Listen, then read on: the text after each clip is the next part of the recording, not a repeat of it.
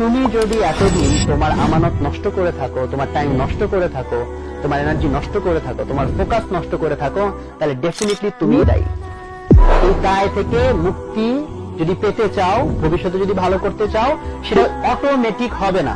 আমি শুকনা ফাঁপা মোটিভেশনাল ওয়ার্ড তোমাকে বলতে এখানে আসি নাই যে তোমাকে দিয়ে হবে, তুমি যাই করো না কেন হবে না, হবে না। তোমাকে দিয়ে হতেও পারে, নাও হতে পারে। তো তুমি এতদিন যেরকম ছিলা, যেরকম থাকার কারণে তোমার রেজাল্ট খারাপ হয়েছে, সেই রকমই যদি তুমি এখন থেকে থাকো, তো ভবিষ্যতে তোমার জন্য খারাপ, ভবিষ্যৎ মোটেও তোমার জন্য উজ্জ্বল না। রিপিট ইট, তুমি এতদিন যেরকম ভাবে চলেছো, যেরকম ভাবে তোমার টাইম এনার্জি নষ্ট করেছো, তুমি যদি সেই হ্যাবিট চেঞ্জ না করো, তাহলে ভবিষ্যতে তোমার জন্য ভালো কিছু নাই। আর তুমি যদি এখন তোমার লাইফে একটা সিগনিফিকেন্ট চেঞ্জ আনো, তাহলে পসিবল যে তোমার জন্য ভালো কিছু অপেক্ষা করছে।